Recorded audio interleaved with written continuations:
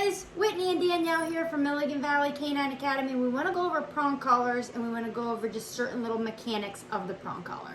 Alright, so I'm going to show you how to take the prong collar apart because we don't want it loose enough that it slides over the dog's neck. So I'm going to show you right here how to take it apart.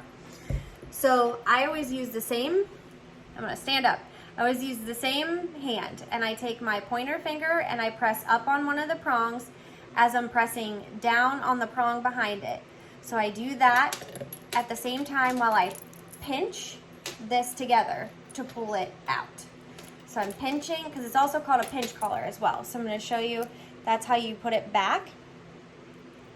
You pinch it and you push it through. So we don't ever want it to look like this, where it goes like that. That's not appropriate. That'll fall apart and then you'll lose your dog. Yeah, don't do that. Okay, so once again, I'm going to show you, if I can get it undone, you want to pinch it together and put it in the holes like that. And then to take it apart, you're going to push down with your thumb here. You're going to push up with your pointer finger at the same time while you pinch those together to take it out. Don't take it apart here.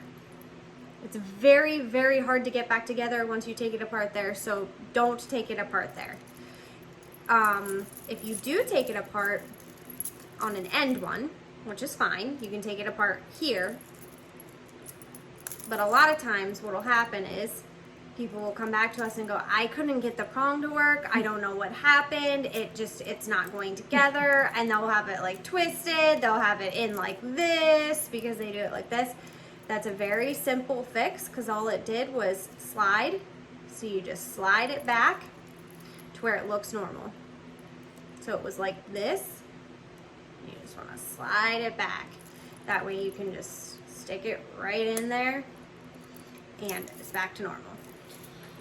The best place to hook your leash to the prong collar is on the swivel ring, or we call it the D ring, or we call it the swivel ring. So it swivels and it moves with the leash freely. Do not hook it to the dead ring. It does not swivel and move freely, and so that'll get all wonky and all like, you know, kind of jacked up on the dog's neck, and you don't want that. And don't hook it to both. Yes, do not hook it to both. So hook it to the swivel ring or the D ring, as you might want to call it. This dead ring should lay flat on the dog's neck. Fit. When we fit prong collars with our clients, prong collars are meant to fit up high on the neck, just up underneath the ears, high up on the neck, and they should fit just so. Like Danny said in the beginning of the video, you should not be able to just slip the prong collar over the dog's neck. You should have to fasten it just like you would a belt. So it should fit just so. It shouldn't be turning. No. At all. It should kind of fit like where it stands up almost a little bit. And granted, sometimes even after you fit it up here, yes, it might slide and drop down a little bit. No biggie. That's not a big deal. We just don't want it so big that you have it down here at the base of the neck, because you have to be a lot more forceful at the base of the neck than if we keep it up high and we're able to just finesse a lot smoother if it's up higher on the dog's neck. So that's how we want it to fit. So probably the most important thing that I want to tell you about a prong collar: do not leave it on your dog unattended. Ever. Do not ever leave it on your dog in the crate.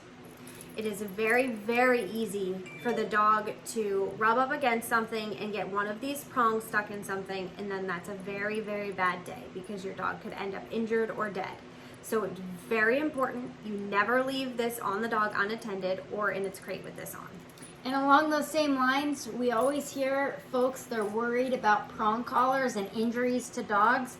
You know, we have well over 1,000 dogs under our belt here at Milligan Valley, and I've never seen a prong collar injury. Never, ever.